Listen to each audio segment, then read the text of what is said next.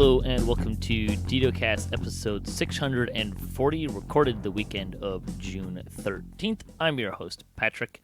This week's screenshot, Sparty pays respect to Lord Arden in Wynwood Hall in the 513th screenshot of the week. Thanks, Sparty, for sending in this week's screenshot. We also got a note, just really quick, about the last one that we didn't know where it was from. A couple people wrote in, including Z-Barb, saying that he thought the screenshot was from the Priestess optional in Search and Rescue, so that's a possibility there. We like to talk about Dungeons & Dragons online nearly every weekend. You can watch us through Twitch, YouTube, the DDO forums, iTunes, or from our website at DDOcast.com. You can also find us on Cyber Ears, where we're hosted, the awesome podcast hosting network. And shows are usually available within a few days of recording. The next show will probably be next Sunday. And you can stay updated by following us on our social media pages or our website, DDOcast.com, with our calendar. On the podcast this week, we're going to have part one of our review for Update 49. So we did that with Evil Beaker and Vooduspyce. So we'll kind of give you our thoughts on that.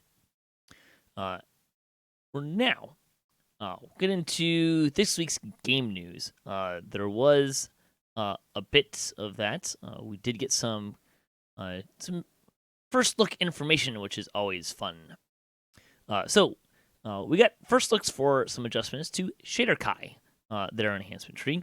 Steelstar wrote out that he was here to give us a look at two smaller revamps currently slated for Update 50, which would be the next update. These two passes are quick sets of changes they did around upcoming features they're working on. So while they may not be complete overhauls, they hope to add some interesting build options and wanted to bring them to us ahead of the Lamania previews. The first of these two is Shadar-Kai. The Shadar-Kai iconic. Shadar-Kai don't really have a good niche in most of today's meta, and what they offer is a bit lackluster compared to a lot of the other iconics and base races. Like he said above, these passes are fast, so while there are definitely other things they could improve on in the future, they aim for changes that were both fast and would help address the issues above. Usual warning, this is early preview content and will likely change before it goes live. So, currently, the Shadar-Kai get two spike chain attacks, one in Tier 1 that does 3 swings, and one in Tier 4 that keeps rolling as long as you stand still. Neither is an actual attack, they don't use your equipped weapons, so the animations don't scale and you can't move while using them. This made them, as he put it, not very compelling to use, so they are changing that. At level 1, all Shadar-Kai characters will now get a feat, Spiked Chain Attack. It's a light melee weapon attack using a spiked chain, but the stats from your main hand weapon, and it will perform 3 AoE melee attacks with +1 W and +1 critical threat range and +1 critical multiplier. And then racial enhancements may add to this. It will also have a 12-second cooldown, which is pretty fast. So the spike chain attack is now an innate feat for all Shadar-Kai to get without needing to spend points in the tree. Existing characters, when this goes live, will have this feat versioned onto them. While pretty powerful, Shadar-Kai don't otherwise get any free feats, free skill bonuses, or free weapon proficiencies. This also now functions as a weapon attack using your main hand weapon, but it must be a light melee weapon. It uses the 3 swing animation from the Tier 1 chain attack currently uses, but this version is faster than the current live version at its base, and also scales with your attack speed. It's longer than Cleave, but also hits 3 times. Importantly, you can now move while using it, and you can cancel out of it early by tumbling. You won't get the remaining hits, and the attack will be on cooldown, but you can bail out of it that way. Vicious Chain has been moved down in the tree, enhancement tree from Tier 2 to Tier 1. Otherwise, it's unchained, giving a 33% chance to bleed on each of the spike chain hits. Forceful Chain was moved down from Tier 3 to Tier 2. It keeps its essential role, but now reads, your spike chain now has a 5% chance to knock non-boss enemies down with no save for 6 seconds, and every 2 seconds they get a balance save to get up again based on your dexterity modifier and trip DCs. Slashing Chain is gone. That was primarily to bulk up bad damage with the old one. which is no longer needed. There's a new Tier 3 Ghastly Chain, which gives you plus 5% dodge for 6 seconds that ignores dodge cap.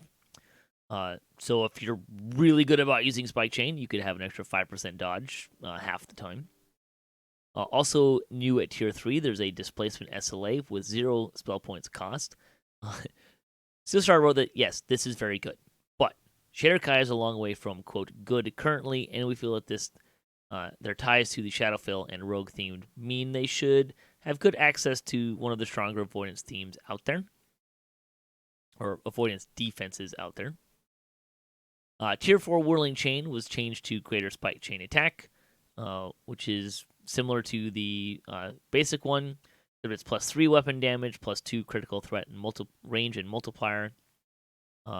Also, when you Vorpal, you knock enemies down with no save and the same bounce parts to get back up. This also uses the same new 3 swing animation feat. And the advantage of this is it's higher damage, extra chance at knockdown, and being on a separate cooldown. So this is on an 18-second cooldown.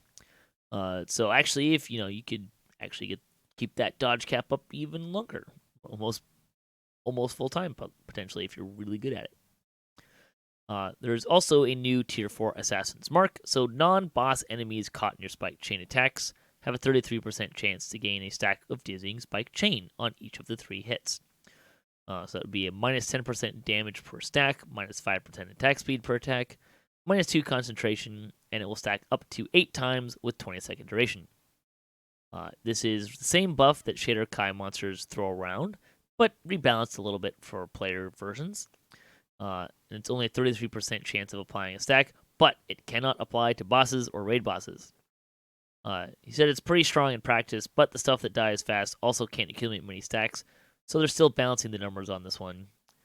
So that's kind of what they're looking at so far. For a lot of kind of back and forth that went on the forums here. He did say that each attack with the chain does have a chance to double strike, but he doesn't believe it could offhand strike. And he had to get back about animal forms, but I don't think he actually did. He said he should check on how it currently works, but his guess is badly. They may require you to not be in an animal form in the new version. They're not sure yet. Ghastlies is still a work in process. They don't want to be so good at a unique chance of avoidance defenses that it becomes good for tanking, but they want it to be good enough to be useful. I don't know, 5% dodge that ignores your dodge cap. That doesn't feel like it's that breaking to me personally. It wouldn't cause me to change any of my tanking race choices personally. So, to get it out of the way early, they cannot apply the Assassin's Mark debuff to red and purple names. It does bad things to encounters, and content has said no in no uncertain terms. They also talked about adding quarterstaff to this internally and landed on no because it would make for odd balance situations and doesn't match with the theme of what this ability is now suggesting you do, roll your main handed weapon around on a chain. While this does mean that Iconic doesn't necessarily have an innate synergy with one of the trees in its paired classes, this isn't that far removed from other Iconics. Razor Claw primarily uses hand wraps, giving it little synergy with strike-through bonuses in Frenzied Berserker. Asimar Scourge starts as a ranger, but its tree only supports melee directly, leaving little synergy with archery. So they feel comfortable leaving it as a light weapon only. There was a question about what race should Thief Acrobats be, and Steelstar said it's a good question, and he doesn't have an obvious answer, but it's something to consider when they're making new races. He also said that one of their primary design goals in designing abilities for Iconics is to give player build options for a class that let them play a class differently. A paladin with repair, a charisma-based fighter, and a barbarian with hand wraps, and an assassin with good AoE options were the examples he gave here. He also agreed that it's unfortunate they don't have any light weapon Forgotten Realms deities to choose from. That's not something they can fix quickly. They have a lot of restrictions about deities on their end, but it's possible they could find a place to add light melee weapon as a favored weapon in some of the divine trees down the line. Uh, so there you go. That's kind of what they're looking at for Shadar-Kai. Looks pretty good. I actually have a Shadar-Kai for no really good reason, but it'll be kind of fun to play with this a little bit more.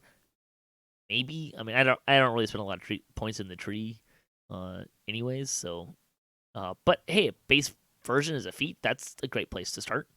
And he actually compared some other races to what they get versus what Shadar-Kai get, or more accurately, don't get. So it seems like a pretty good deal. There was a lot of conversation about, hey, should the Assassin's Mark debuff apply to red and purple names? I mean, look, the way that it's written, minus 10% damage per stack, and you stack it up to 8 times, like, that would completely break any content with a boss, right? Like, you just take a Shadar-Kai, an army of Shadar-Kai, and reduce their damage to 20% of what it should be, and reduce their attack speed to, was that 40% or 60% of what it should be? That is just obscenely not plausible from a design standpoint. However, it'd be nice to see.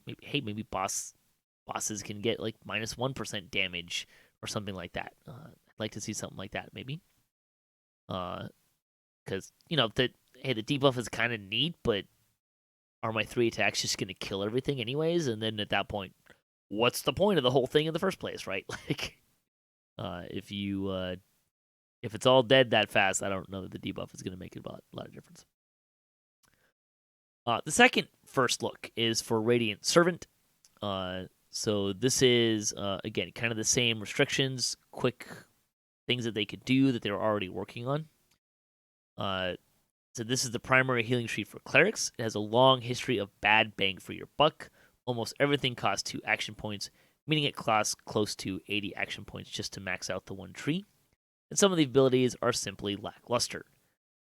These are fast. There's definitely other things they could improve in the future, but this is where they're starting.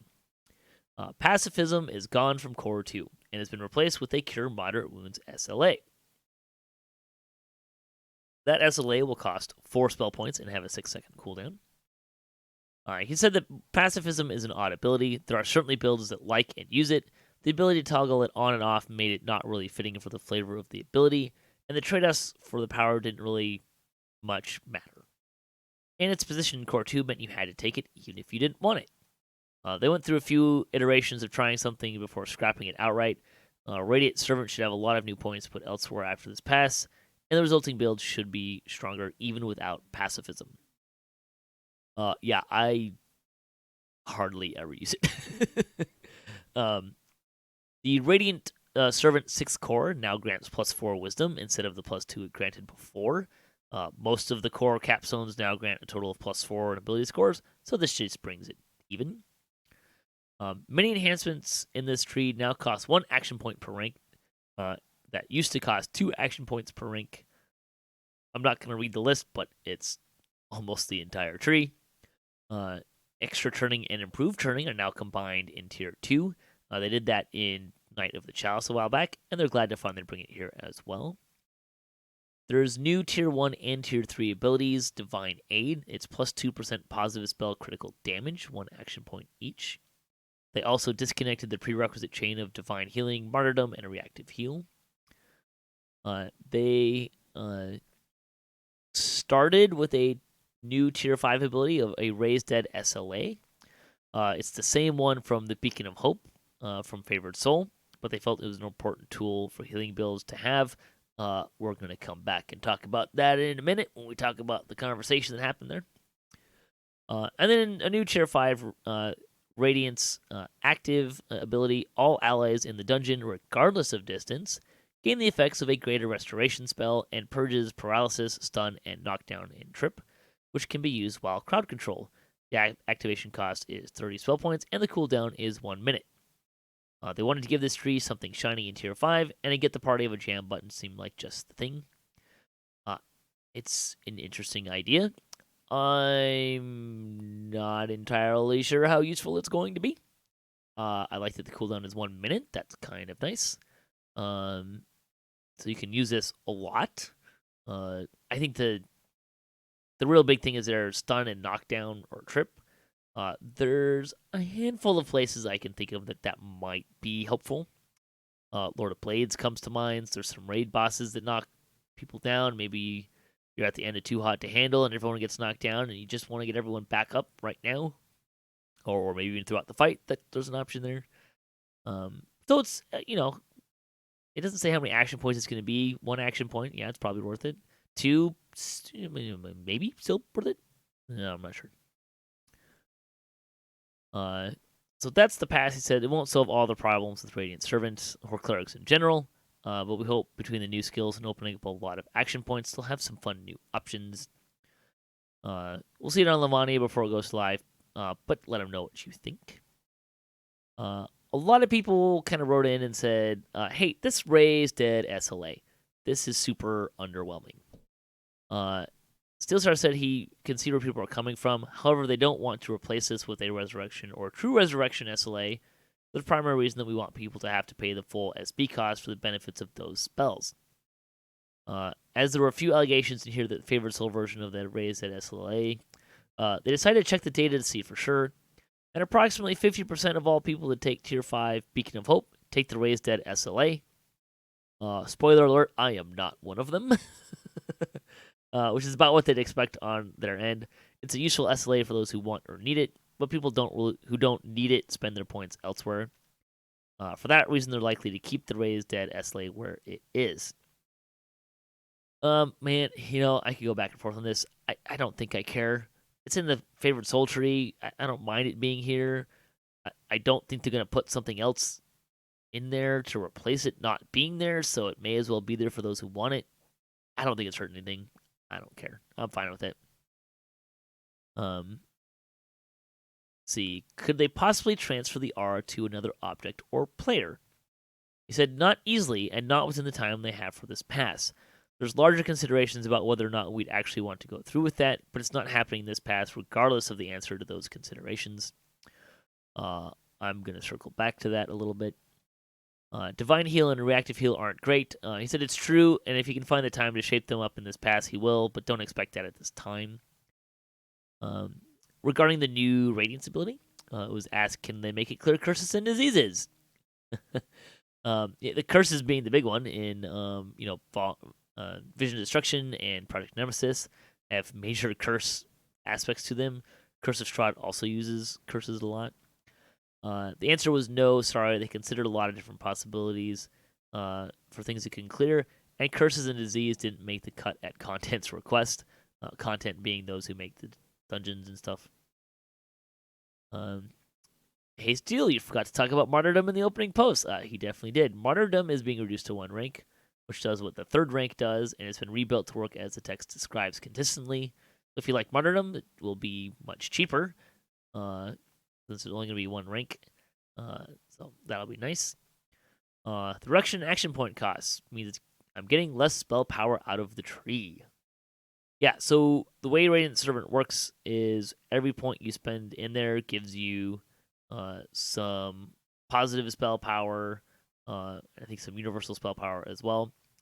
So he kind of broke this down. In the live version of the tree, if you just somehow decided to buy as much Radiant Servant as possible, you could spend 80 action points. You'd get 40 universal spell power, 90 positive spell power,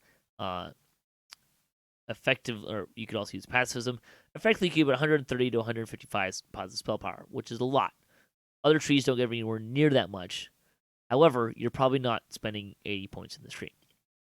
In the new version of the tree, if you spend 59 action points and you're buying absolutely everything, you would get 29 universal and 69 positive. Effectively 98 positive spell power. However, you also would have more points to spend in other places than before. You could pick up universal spell power in Divine Disciple more easily than before. It's not likely you're going to get back to 130, 155. And as a balanced note, they're okay with that. As a cleric, you have access to other avenues of spell power that didn't exist when the tree was originally made, such as the Healing Domain. As a point of comparison, they looked at Favored Soul in Beacon of Hope. assuming you're keeping up the buff constantly. They do come out higher if the relevant modifier is higher than 53, but they also don't have access to the healing domain. In short, he's confident this change is going to be fine. I think these changes are going to be really good for Radiant Servant. However, I don't see Radiant Servant clerics supplanting the popularity of Favored Soul as healers. I look at I have my cleric and my Favored Soul. My cleric feels a lot, not necessarily a lot, but it feels more punchy when it comes to the healing power that it has compared to my Favored Soul. The problem is from a tactics standpoint and an ability standpoint. My Favored Soul can throw a healing wall, and for 30 seconds at a time with no downtime, so the cooldown and the casting or the effect length are the same. So I can put a healing wall the whole time that heals an area over time. Clerics can sort of do the same thing, but it's centered on you. Now, that might seem like better for certain circumstances. I mean, if you are doing kind of a melee war priest kind of a thing and you want to also use that, you can. But, it's a tier 5 ability, so that's a little bit more limited. At the end of the day, just being able to cast the healing wall somewhere wherever I want is just way more effective than the Radiant Servant aura. If you could put that aura on other people, I think that would really open up that from a tactical standpoint, and people would probably play clerics more. Being able to throw it onto your raid tank, a healing aura, or an off tank that's kind of grouped up around other people, so you can heal from a safe distance, but also provide healing for those folks. That would be great and very different, and open up some new opportunities. Steelstar did kind of talk about how there, if there's issues here between Favored Soul and Cleric, the answer might be to pull Favored Soul back. I'm really not on board with that because I don't think, and I do not experience this as a numbers problem. The reason why I'm playing a Favored Soul as my primary healing class, it's not because it heals better in terms of like spell power and stuff. It heals better because I have a healing wall I can put wherever I want. I have a closed wounds SLA and I have a heal SLA. I don't think the answer is to take any of those away. I think just cleric needs, if you want clerics to be competitive in a healing aspect, they need to either do something similar or they need to do something different. And have something that is really valuable. And the aura just isn't really valuable because it's centered on you. And I'm generally not going to be in a place where that's anywhere near as helpful as the healing wall. So, having said all that, this is a much better place for Radiant Servant, I think. I think people are right to point out that it means you can get less spell power out of the tree and stuff, but again, you could get some spell power out of other places, like the new Feydark Illusionist. You can, for every core, I think you get 5 spell power. So there's options that will, I think, make you pretty strong, and I don't really anticipate noticing the loss of spell power personally. We also got some news about Lamania. Coco Majoba said he's hoping to provide some clarity. There was some confusion after Jerry's live stream this week regarding scroll seals and shards mechanic. They are planning on previewing this soon for the revamp for this. Coco didn't want to jump the gun and post full details off the cuff. However, he did want to say that it's not going away entirely. So I don't know what that means. But it doesn't sound like we're just gonna have that mechanic just completely disappear. Sounds like there will still be some sort of use for scrolls, seals, and shards, and they will play some part to play. We won't just get those epic items just dropping in chests. He also said that next week, that would be this week, we're planning on doing an early update 51 preview. Which again, the next update is 50, so this is a little farther out. This will detail the upcoming Epic Destiny revamp. We're gonna get to look at that this week, hopefully, which is great because that is something that I think absolutely needs extra iteration time. We'll get to see it, we'll get to bang on it, have some comments and feedback. I'm really looking forward to seeing this. Should be great, I hope. The week after that, probably, they'll be doing an Update 50 preview that will showcase the Sinister Secret of Saltmarsh content. That preview will also contain the Scroll Sealed and Shard revamp. So he asks for some patience while they get their ducks in a row to release all of that. So if they're looking at releasing Update 50's first preview end of this month, I will prognosticate that that means that update will probably come in the early to mid-August timeframe. Of course, I have a particularly recent history of being really bad at that prognostication, but that seems to be about the right kind of timeline, I think, for something like this. It might be a little bit longer, depending on when they put out because it's a mini expansion. Depending on when they get that information out, that might kind of play that. But I would expect that we're going to have, it's going to be around a month and a half after the first preview, and they'll probably have pre-orders for about a month. So probably 2 to 4 weeks would be kind of my guess. Bonus days, there was a plus 5% XP bonus for every member in your party or raid group this weekend. Also, through June 17th, the sale is Monster Badness. You get 20% off of Monster Manuals, Slayer Boost, select pet certificates and tricks, and companion and pet renames through June 17th. Also, you can get a Summoned Repair Shop with the coupon code POCKETBENDER. So if you like to get one of those, they're nice things to have. I like having them so much that I leave them in the bank so that I can get them for when I might need them. Which, of course, means that I leave them in the bank. And when I need them, I don't have them. So, that old story.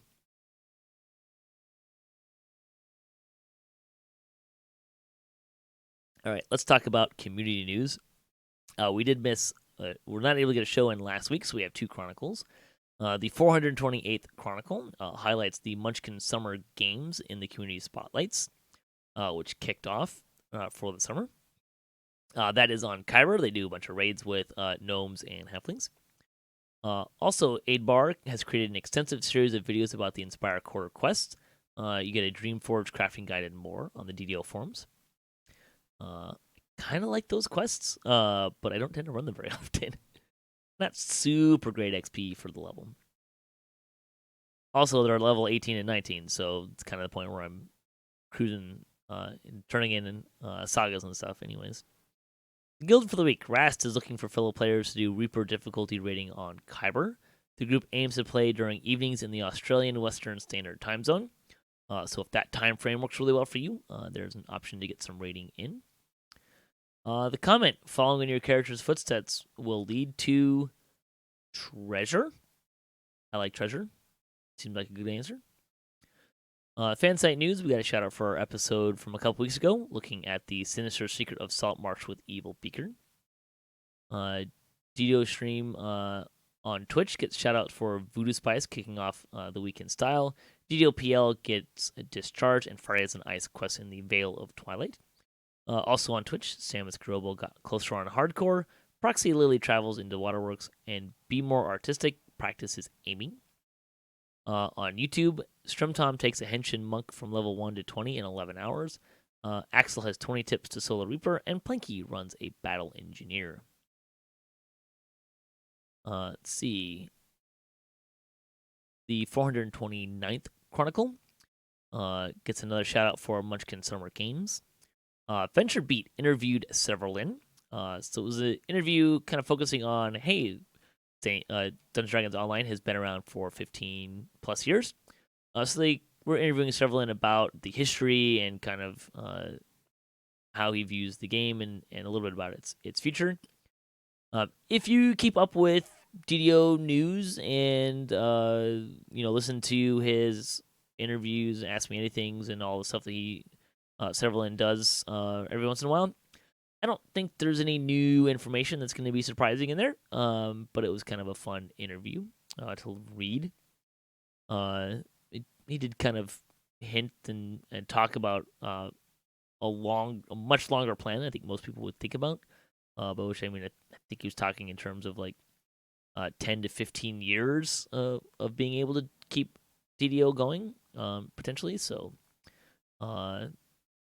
But other than that, there's really not anything. I think it's gonna blow your socks off in there. Strimtom chatted with Steelstar and Linabel to do some kind of crazy theory crafting. The guild for the week, the 5th season, is an Orion-based guild, recruiting any and all players looking for a good home. It's a level 72 guild run by around a family guild concept, so language use is minded. The comment, what makes your character run away in fear? My character does not run away in fear. He faces danger and death bravely, often leading to death. I don't tend to run away in fear. I tactically retreat at best. Although, yes, there are quests on hardcore that I specifically avoid and don't do. So if anything, flame skulls. Say flame skulls. See, fan site news. DDO players brought their A game. They discussed the changes that we talked about here. They had Drac had Bonnie View and Evil Beaker on the show for that week. Shoutouts for DDO stream included Zir Smash, Bard Life, and Brighter Days Ahead tonight. On Twitch, Apocalypse Dom has what could be a season finale. Dom, Caper, heal checks, and Jerzane learns Tempest Spine. And hey, shout out to Apocalypse Dom. He achieved his goal for this season of Hardcore and got 75 Reaper points, which means he got Reaper Wings on Hardcore, which is super impressive, both from a getting it done and not dying and making it happen, to how much time he invested in making that happen. But also, hey, just, I think that does say something to its the achievability of getting Reaper Wings, even for people who are just kind of starting that journey. I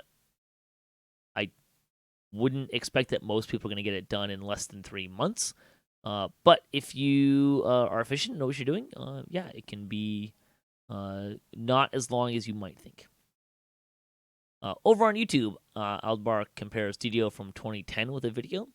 Sofa Plays has a Ghost of a Chance, and DE Devenin runs Stormcleave Outpost. See, for DDOcast news, we're still running on hardcore most Fridays. Obviously, the hardcore is about to end, but you can find our videos. I've been posting the videos in segments, trying to do posting one video a day on DDOcast.com and YouTube and Twitch. But you're welcome to watch those if you'd like to see us running hardcore. It's kind of replaced DDOCast for the time being. Although DDOCast will hopefully be coming back July-ish, maybe. So we'll be getting back into that. My static group did have 2 deaths recently. Sad face. But I'm not dead yet, and still having a lot of fun. Also on DDOcast, we've also got some other games occasionally, posting with some other people, as well as some tabletop. So you can check all that out at DDOcast.com and on Twitch and on YouTube as well. Just kind of creating some content for our adventures for people to check out if you would like. That's going to close out the news portion for the show. So thanks for listening. Thanks to Epicsoul and Voodoo for joining me earlier today to record our review of Update 49. And thanks to all the folks that make DDOCast happen, and it's Sandstone Games and Wizards of the Coast, and it's Cyber Raiders for hosting the podcast. If you would like to support the show, you can visit our website, DDOcast.com, or you can support us on Patreon. If you have a DDO-themed webpage or you Twitch DDO and you'd like to be featured on our website, you can email us at DDOcast@gmail.com. You can hit us up at DDOcast.com for show notes, MP3s, our calendar, previous shows, and other fun stuff. And if you have a comment on this episode, a question you'd like to hear us answer, or a topic you'd like to hear us discuss, or you just want to say hi, leave us a comment, or you can email us at DDOcast@gmail.com. You can also find us on social media and follow us for the latest cast updates. At DDOcast on Twitter is the best place. So stay tuned for part 1 of our Update 49 review.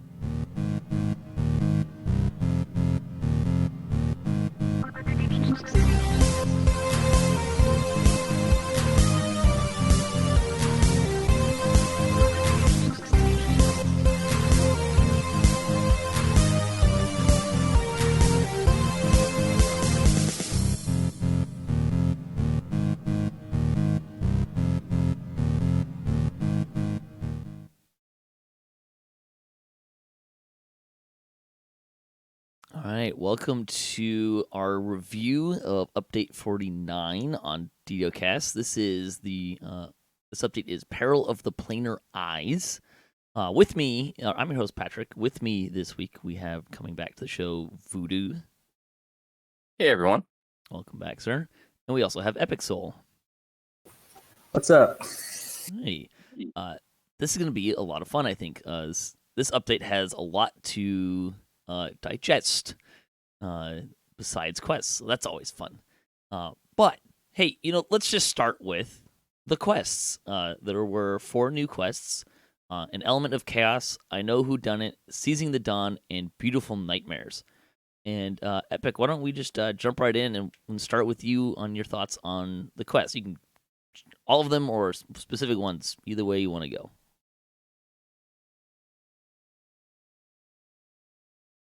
But unmute yourself.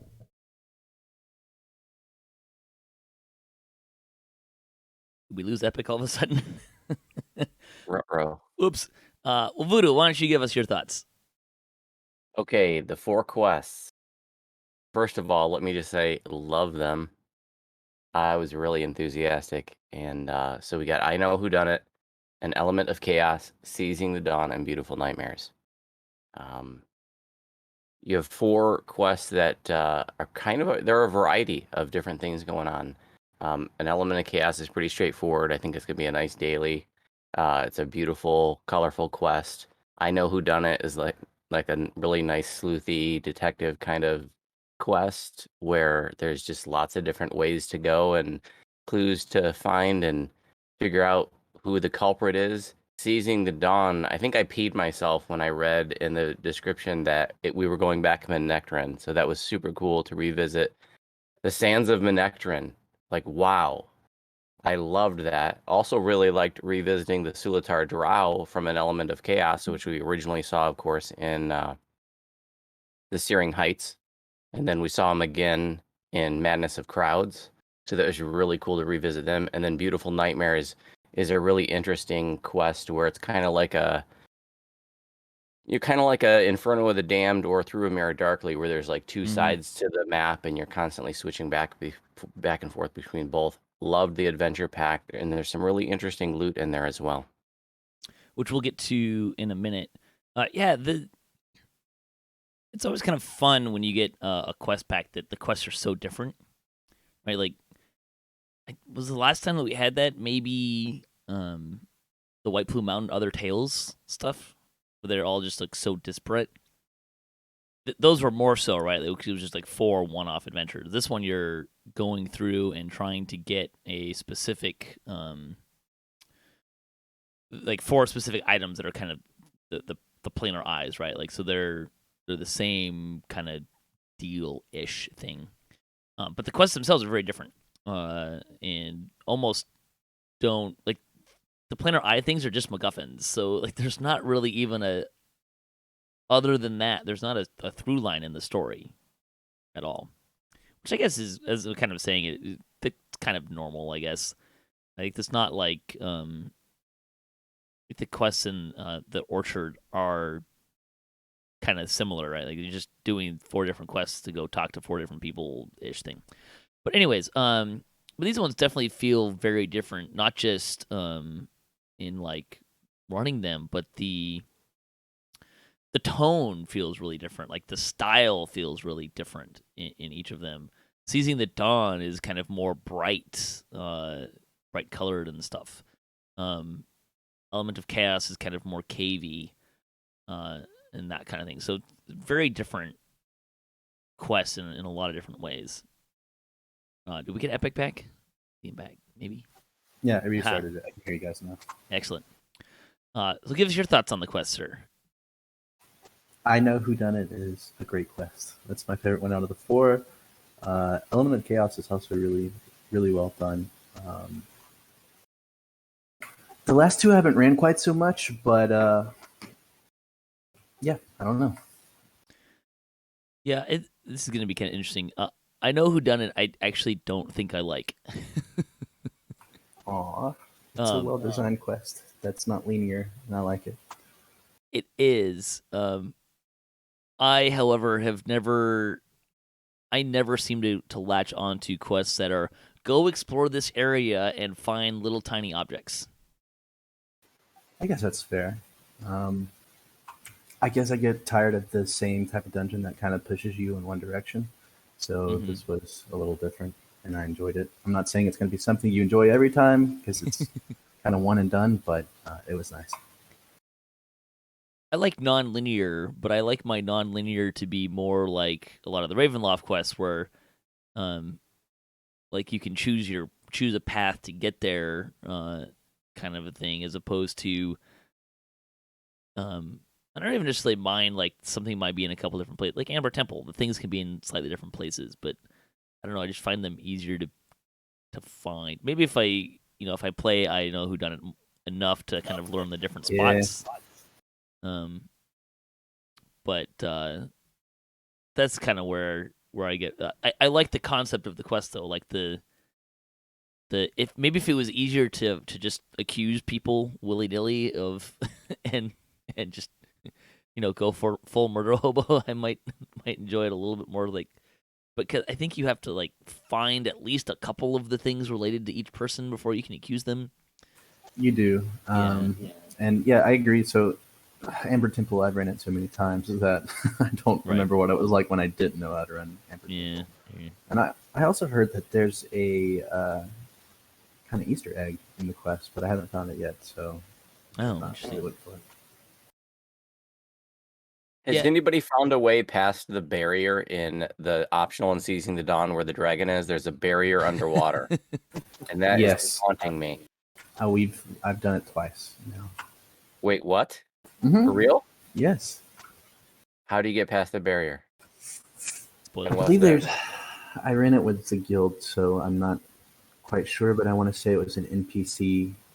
There's a dialogue option that triggers that optional. What's over there? You kill the dragon. Oh, no, but there's after the dragon, there's a barrier. Right. Oh, you're saying after the dragon? Yeah, and there's an underwater. There's like a little hole, and you can go underwater, and there's a blue like force field. And I kind of get the impression that maybe like it was unfinished, and they were just like, put a force field up because it goes off the map. But that when we see a force field, we immediately usually think like there's a way to bring it down. It takes you to the salt marsh.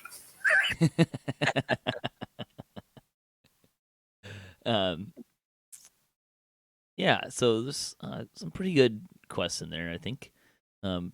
Seizing the Dawn does have that really long optional, kind of reminiscent of Search and Rescue, in that it's about, it's not as long as that one, but it is about as long as the rest of the quest. So that's I like that's there. I don't know how often you'll find me doing that optional. I've ran the Beautiful Nightmares one once. I'm not saying it's a bad or good quest, but I did not rerun it. So it's Beautiful Nightmares. If you really hate Inferno of the Dam or Through Mere Darkly, you're probably not gonna like Beautiful Nightmares because it's the same. same mechanic, right? Like it's one map but in 2 phases, and you switch between the two. There's a mechanic to switch between the 2 phases, which allows you to progress further through the dungeon. It also kind of has a little bit of an annoying center vertical area, which mileage may vary depending on how much you like those kind of spaces. There is an air jet to kind of make it less painful, but there are also some ranged guys that will shoot you, and that's kind of unfriendly. They've got perching on you, and I had one run of, I think we were probably running through like R6 or something, and there were like a couple Famine Reapers up high shooting at us, which was a little bit, I think there's actually a Vengeance and a Famine or something. It was not a fun space to deal with that. But yeah, we got taken out by a Fear Reaper there one time. We didn't notice it because it's up a little bit higher, and by the time you notice it, it's too late. Yeah, it's every time in that vertical chamber there that you're talking about. People die there like every time. It's kind of a pain. But on the flip side, like, I do appreciate, hey, this game has 3 dimensions, and it's not like we don't use 3 dimensions. So don't forget to look up. But it's not cold chamber vertical bad, but it's easily my least favorite section of that quest is that vertical chamber. So, anything else we want to say about the quests? Go run them if you haven't yet. I think it's a good experience. I think my first run through, I think I Know Who Done It probably took about 25-30 minutes. But the other ones, I'd say 15-20 minutes first time and faster afterwards. There's not a whole lot to them. Maybe Beautiful Nightmares might take someone a little bit first time. It definitely did me. I spent a lot of time in there trying to figure out my way around. Oh, that's funny. Maybe it's just my my really good head for maps, but I just like, oh, switch, cool, we're doing this, and then I just kind of went forward and kept switching. I kind of like that we had a Death Slot as a quest boss. Oh, in yeah, an element of chaos. That was pretty neat. We haven't seen a Death Slot as a boss like that before, I think. Not that I can think of. Well, the death slots that I can think of, like in Ravenloft, are like the bigger ones. Or are they actually death slots, or are they just gray slots? Death Slots are like, they're smaller and black. Yeah. I seem to recall, I have this vague memory of, oh, hey, death slot. Wait a minute, that's not a death slot. That's like just a big fat slot. They're supposed to be skinnier or something like that. Yeah, they're little. And there are some others in the game. It's just that we've never had one as a quest boss before, and I thought that was pretty cool. We have a boss Death Slot now. Yeah, kind of dovetailing off of that, it was a good mob selection, I think, right? Between the 4 quests. There's a lot of nice variety, wide variety. And also, as a bonus, none of them are monsters that are annoying. I do like that they use another Radiant Idol, and I Know Who Done It too, right? Like, that's, I don't know if Radiant Idols are supposed to be like all over the place, but I do. It's a nice race, so to speak, to run into and to have to fight. So I like that. I will say that for update for adventure packs that are not classic modules or not expansions, this one ranks really high up there for me in terms of in the modern era of DDO. I really enjoyed this adventure pack. It's good. I would agree.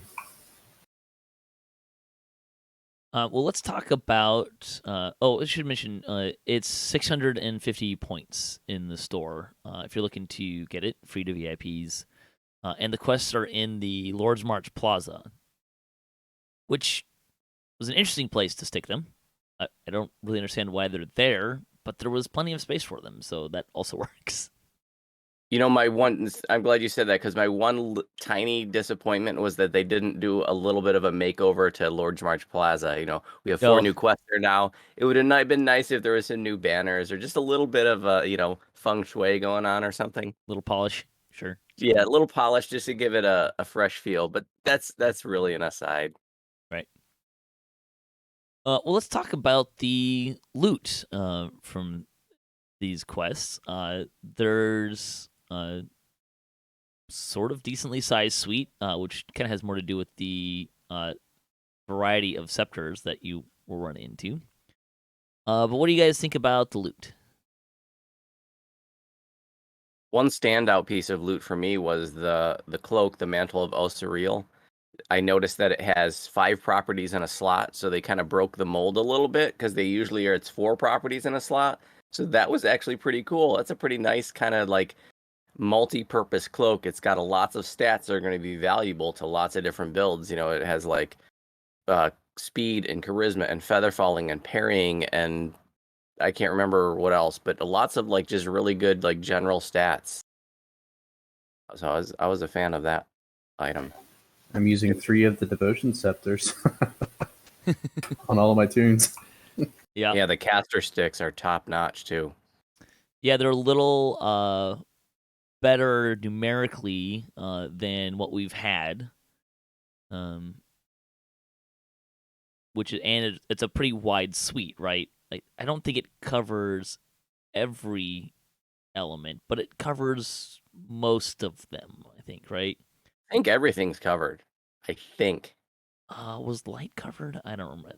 I seem to recall there being something that wasn't covered because people were like, "Hey, you didn't put this in." But I could be wrong on that. I mean, I know that I've switched my sentient weapon on my druid because it's the first time that we've seen a cold stick that had glaciation and insightful glaciation and evocation, and it's beautiful stats on there. Yes. They are currently best in slot DPS caster sticks, right? Like, that's pretty easy. The cloak that you're talking about, I seem to recall the reason why it has 5 is I think that Linabelle was having a conversation on the forums that basically boiled down to, is Featherfall really worth a spot? Right? And the consensus was, we'll just give you Featherfall for free. Like, it will not be considered as one of the 4 things. In a similar way of a material type is not considered one of the 4 things they'll stick on an item. I don't know. I mean, I understand that line of thinking, but that also might open the door. Where do you stop? Because there's several abilities, I would say. Is that really worth the spot? Water breathing? Yeah, give me 5. Certification. Yeah, sure. I mean, I say 4 because, in heroics, the augments are better anyways. I can't stand when they put fortification on an item, and then it's worse than the augments that you can get. Yeah, the augment you get at level 8, yeah. But if you're on hardcore, hey, that this on the store, I think that 100% fortification augment is like 95 or 150 points or something like that. Not very much. If you're playing on hardcore and having any amount of success, the favor you will get on hardcore will more than pay for the fortification augment. Yeah, there were some odd things that I found on here in the loot list. There's an item that has augmented divine and arcane spells. Yeah, and a couple other stats too that were in that line. I can't remember exactly what they were though. Was one of them alchemical conversion or something like that? On that item, or are you talking about? There's a trinket that has a thing that gives you alchemical spell power. When you cast elemental stuff, you have a chance to get plus 20 alchemical spell power, but you can just drink. What doesn't stack with the potions of alchemical spell power from the Combinations of Valor, which are really cheap. And it's a random too, isn't it? It randomly applies. Like there's a chance for it to apply, but it just gives you the spell power. I played with it for a hot minute and was unimpressed, mostly because I realized, like, oh, wait a minute, this doesn't stack with the potions I'm already trying to remember to drink. So if you have trouble like me remembering to drink those spell power potions, you might get more bang for your buck out of this thing. But yeah, the ring has arcane and divine augmentation, alchemical conversion, and use magic by 7. Oh yeah. So the trinket's cast in a bottle. Mm-hmm. Says plus 20 alchemical bonus to spell power, but is that to universal spell power or a random type? Because that's a difference. I thought it was universal. If it's universal, then that means it would stack with the House P potions, wouldn't stack with the Valor combinations of Valor potions, but the benefit here is that you can use this in heroics when you can't use the com potions until level 20. Yeah, if that's on there for... I didn't look for the heroics.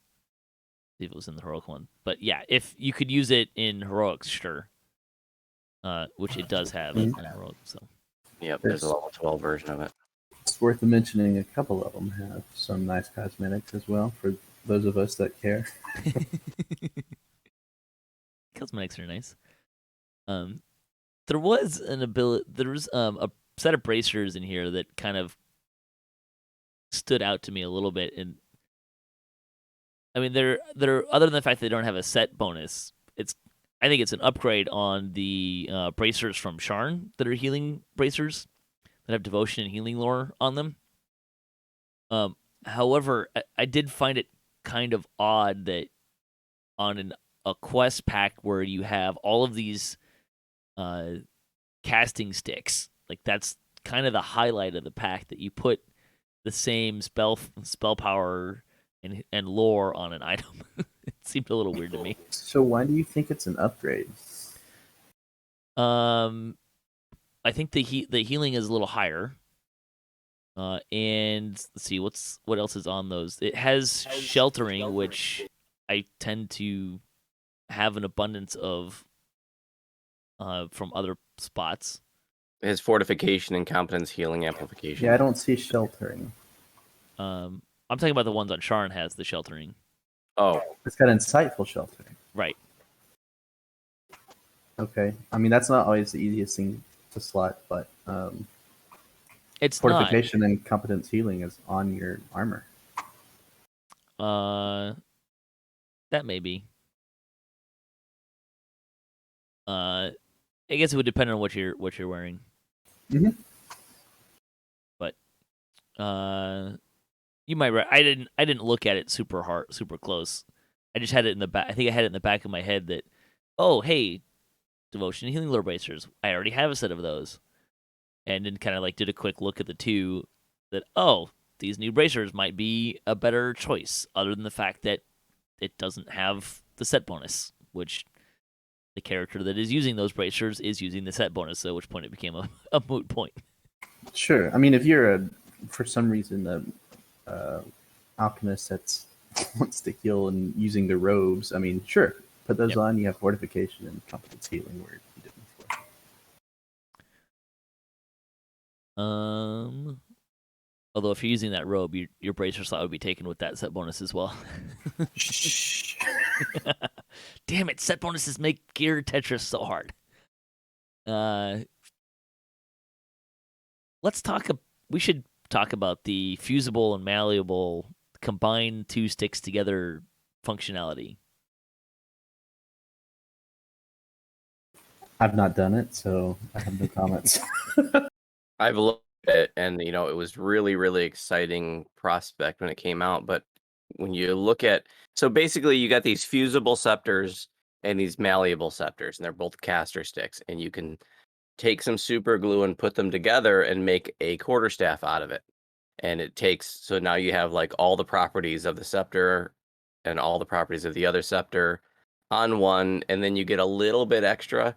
But I was a little bit disappointed here because I really don't see a whole lot of value in doing that. I feel like most casters are probably just going to want to dual wield the caster sticks instead of making a quarterstaff and then locking themselves into that. And then when they swap out a scroll or something, they gotta unequip the whole staff, and then they lose everything. As opposed to if they're dual wielding 2 caster sticks and you swap out for a scroll, you still got your main one of your caster sticks in your hand. So I would have liked to have seen a little more incentive to glue them together, and I just don't see that a whole lot of value in doing it. Am I missing something? I don't think so. I think the only thing you get from putting them together is like minus 10% spell point cost. You get an orange slot too, so that orange you slot. put your Meridian Fragment in there. But I think for most casters who are trying not to get hit anyways, I'm not sure that that's that exciting. I like the Meridian Fragment, but yeah, and the spell you play point caster tank. You're trying to get hit. if as far as the spell point reduction, that just seems like it's on so much gear now. Right. So that I like I said, I think most casters are going to prefer to dual wield than make that quarterstaff. I would have liked to seen a little bit something more special out of super gluing them together. I think when it comes down to it, for being a caster, if you're gonna give me a 2-handed caster stick, it needs to be really compelling. Mm-hmm. And the reason why that is because having the flexibility, like you kind of get into, is like of mixing and matching these things depending on what elements I'm using. Now, granted, usually I'm using similar elements. Like I'm not generally needing caster sticks for 5 different elements, but I might want to mix and match some things. Especially when you start thinking like, oh, maybe I want to have like just the one element, and in my other hand, I want to have an orb or a shield or something else. You kind of mentioned the scroll will be an option. The other thing about this is there's malleable and fusible. I think are the 2 types. So. One of those is like elemental stuff, right? Like acid, fire, cold, electric. Mm-hmm. The other side is devotion, negative, light, and I think sonic.